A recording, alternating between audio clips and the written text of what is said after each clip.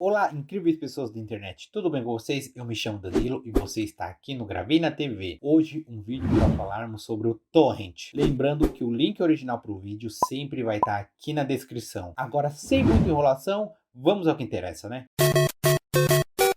Vamos supor que você tem 1 hora livre e escolhe passar o tempo assistindo alguma coisa. Aí você Eu sempre estou assistindo alguma coisa, ouvindo alguma coisa, sempre, o tempo todo, o YouTube ou algum podcast aleatório. liga o Netflix, bota um filme, mas aos poucos percebe que na verdade ele não é tão interessante quanto você pensava. O que você faz? Acho que todo mundo responde que para de assistir, fecha o filme e procura outro. Afinal, isso leva apenas alguns cliques. Pois é, mas existia um tempo em que as coisas não eram tão fáceis assim. O que tivesse passando na TV era o que tinha para assistir, e para driblar essa dificuldade surgiram programas heróicos como o Torrent. Mas da mesma forma que esse programa surgiu como um herói, ele morreu como um vilão, e essa é a história que eu vou contar pra vocês hoje.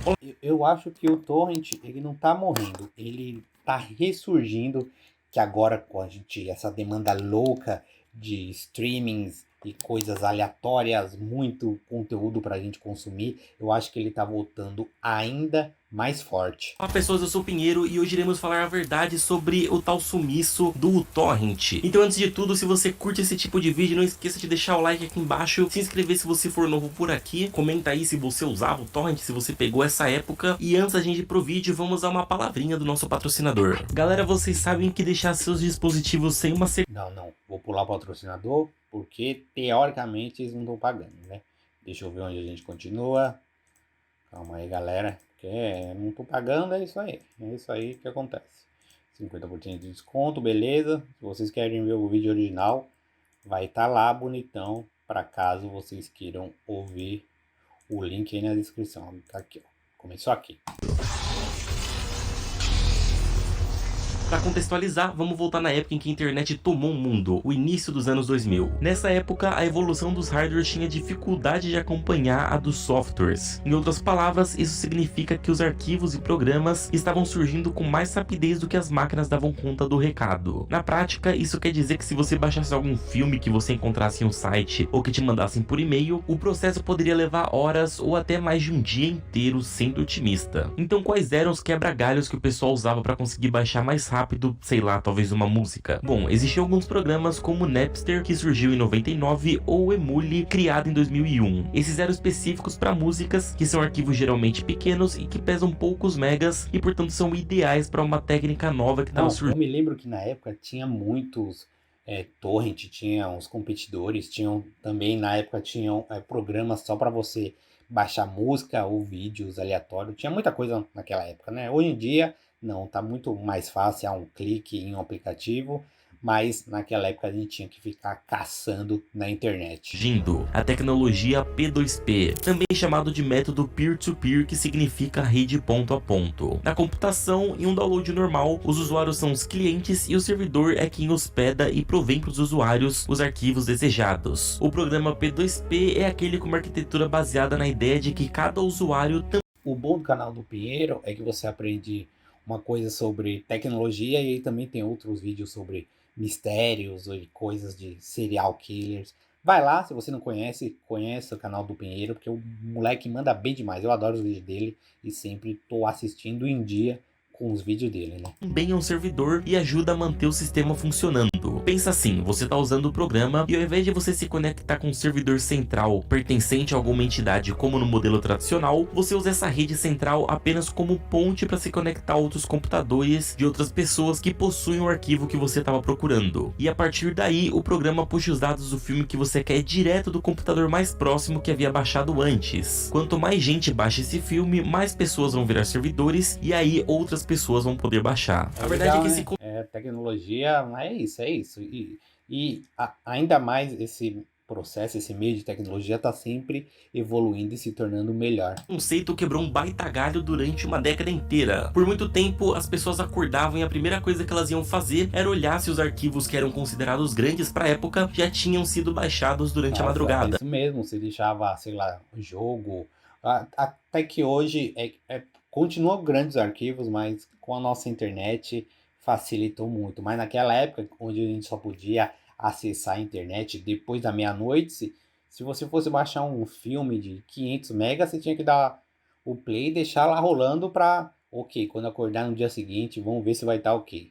O tanto de filmes, jogos e músicas que foram baixados de graça nesse programa foi coisa de louco. Aliás, Eu falo que a pirataria contribuiu muito para a formação de muitas pessoas hoje em dia. Se não fosse a internet em questão de entretenimento, vídeos, a gente não teria essa gama de séries, a gente não teria esse boom das séries, da criação de conteúdo se não fosse a pirataria lá atrás. eu falei das músicas e acontece que os arquivos eram tão pequenos que aquilo se tornava favorável para uma coisa que estava acontecendo muito na época, a pirataria. A verdade é que, essencialmente no Brasil, onde nem tudo chega e o que chega não é acessível financeiramente para todos, a pirataria virou uma opção. Mais do que isso, virou um cenário para muitos mercados, e se não fosse essa via, muitas pessoas jamais teriam, por exemplo, conhecido alguns games na época do PlayStation 2 que marcaram a vida dela. Não, e isso impacta outras coisas. Por exemplo, o moleque podia comprar um jogo pirata de Play 2 e com isso ele foi melhorando o inglês dele, que é útil nos dias de hoje. E assim vai. A gente pode pegar outros exemplos que a pirataria, de modo geral, contribuiu para a sociedade, a evolução das pessoas, né? Certamente você conhece alguém que tem um estojo cheio de jogos piratas. Sem contar que não faltam estudos demonstrando por A mais B que no Brasil a prática não afeta diretamente as vendas de games, músicas e livros. Por isso, a maioria das pessoas entendem a necessidade da pirataria e tem uma opinião quase unânime sobre o tema. Mas no exterior, essa conversa é bem diferente. Lá, ter esse tabu em cima do tema é algo muito mais comum, já que a gente tá falando de países mais desenvolvidos, onde o acesso à cultura é muito mais fácil do que aqui no Brasil. E esse é o ponto do vídeo, né? A gente não tá falando que a pirataria é algo bom e que continuará para sempre. Não, a gente tá falando que ela ajudou ao mundo a se desenvolver, né? Fato é, tinha muita gente que não aceitava que a internet pudesse proporcionar essa prática. Inclusive, as empresas repararam isso e foi mais ou menos esse momento que a Apple veio com o iTunes, disponibilizando a 99 centavos o download de um jeito muito mais direto. Não colou muito bem. Quer dizer, pra certa elite até talvez tenha colado, mas pra maioria esmagadora das pessoas não fazia sentido pagar R$1 por música, então ainda era muito mais interessante usar um programa que fazia a técnica P2P. Acontece que esse método tinha uma falha. Bastava alguém atacar o servidor principal, no caso, o site que hospedava. Não, tinha muitas falhas. Eu me lembro de pegar vários vírus, porque a gente tá baixando coisas piratas na internet, né? É isso, é uma via de mão dupla. As pessoas e fazia a ponte das trocas. Nada é de graça nesse mundo, né?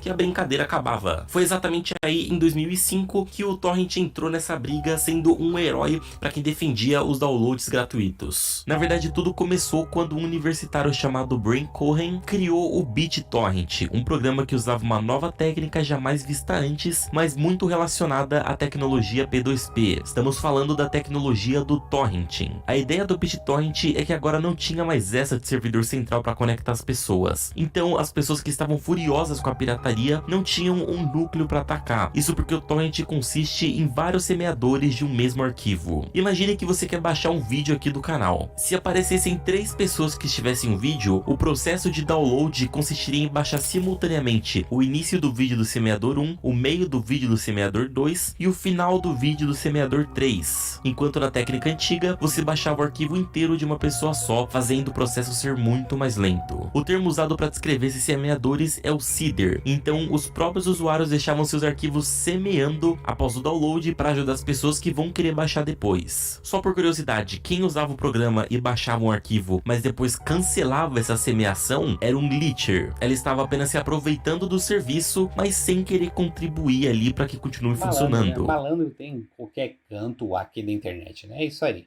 Então, pela lógica, quanto mais seeders aparecem para o arquivo que você está procurando, mais rápido você consegue baixar. Aliás, um arquivo de torrent costuma pesar pouco, porque tudo que você precisa dentro do arquivo é uma linha de informações dizendo: ok, você quer baixar o GTA V. Tudo então que o computador precisa fazer é pegar os arquivos desse usuário, que tinham usado o mesmo arquivo anteriormente e deixaram semeando. O arquivinho de download então era basicamente um mapa para o computador. Essa é uma vantagem. E o arquivo torrent só pararia de funcionar se todos os seeders parassem de semear aquele arquivo. Bom, se uma empresa quisesse fazer isso porque estão pirateando produto dela, ela teria que derrubar seeder por seeder de cada arquivo Não, torrent. e ela faz, né? Eu vejo muita página, muitos sites de torrent caindo porque as empresas chegaram lá firme, forte. Mas é isso.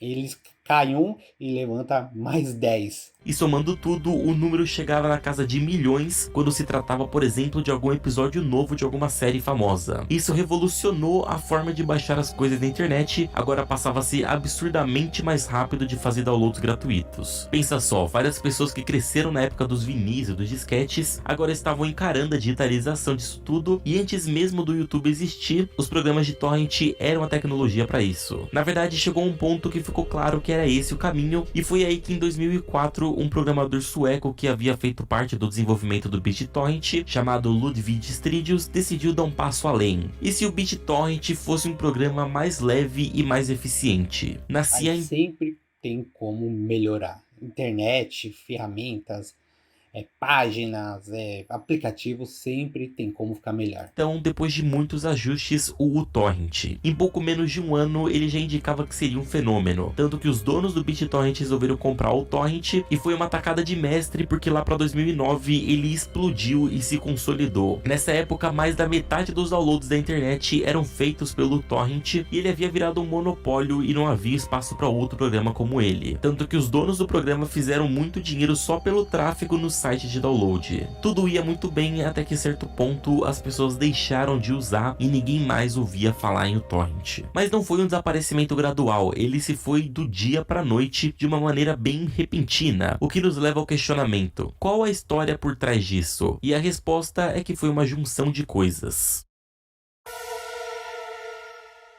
A primeira grande cagada aconteceu na terceira versão do torrent, quando eles resolveram colocar anúncios dentro do programa. E é claro que isso foi bem controverso, mas isso não foi motivado por ganância, e sim porque ao mesmo tempo que esse sucesso todo do torrent acontecia, a desinformação rolava solta naquele papo de pirataria. Por ser tão fácil piratear alguma coisa pelo torrent, muitas pessoas associavam a prática com algo ilegal, sendo que não é. É totalmente permitido e até recomendado você fazer download de vários seeders diferentes, mas fazer a troca de arquivos com direitos autorais, sendo por uTorrent ou não, é ilegal. Mas não importava, a desinformação colocava o torrent como algo totalmente... Até hoje, esse termo pirataria, torrent, é um tabu e a galera, não vamos debater aqui porque é um campo meio cinza. E daí todo mundo fecha o olho, sabe que existe, usa, mas ninguém fala, ninguém dá as caras, como por exemplo o Pinheiro tá falando aqui. Sujo, e isso afastou as empresas e os investidores. Na contramão, os anúncios estavam afastando as pessoas, que começaram a usar programas secundários para poder remover esses anúncios da tela. Começou a haver um papo na imprensa de que o torrent poderia baixar app sem o consentimento dos usuários, então o programa que surgiu para salvar a pele das pessoas na primeira metade da década de 2000, agora em 2010 era visto como um distribuidor de vírus e programa espião. E parte disso foi culpa do torrent, que decidiu dar esse passo de colocar anúncios internos, ainda mais da maneira pouco criteriosa como foi. Tá aí o exemplo de ad esquisito que aparecia no torrent. Nesse desespero de ser um programa gratuito na crista da onda, que sofria preconceito das grandes marcas e investidores, talvez houvesse outro modo de conseguir fazer dinheiro usando o programa, mas definitivamente essa irritou os usuários, porque o torrent surgiu como uma opção leve e eficiente de usar, e agora num programa todo poluído, além de que é um programa para você poder baixar outros arquivos que têm acesso aos seus arquivos, então ele precisa ser 100% confiável. Foi aí o primeiro BO. A pirataria levou a desinformação, que levou ao preconceito sobre o torrent, que não soube lidar. Além de tudo isso, ainda teve outro evento em paralelo que também contribuiu para sua queda: os streaming.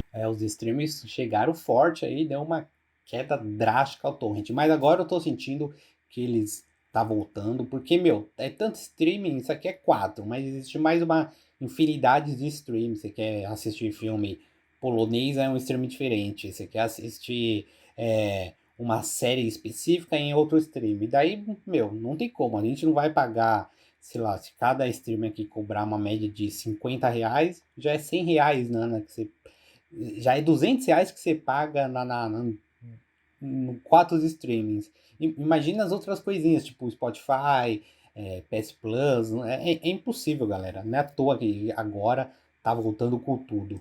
Tanto de música quanto de filmes e séries, agora se tornou muito mais acessível, especialmente lá fora, para as pessoas assinarem mensalmente uma plataforma e tem várias mídias com a distribuição licenciada. A real é que os streamings diminuíram muito a pirataria. A queda do torrent lá fora foi muito maior. Só não havia mais espaço para um programa como ele, ainda mais depois de toda essa controvérsia. Pensa comigo, por que diabos que eu iria usar um programa que tem todas essas polêmicas, que não é confiável, que pode pegar meus arquivos, que pode baixar vírus, se uma mensalidade no Netflix resolve todos os meus problemas? Tem esse porém, essa troca de... É isso, porque eu vou me arriscar a perder tudo que eu tenho no meu computador se com 30, 20 reais eu consigo assistir os filmes que teoricamente eu quero.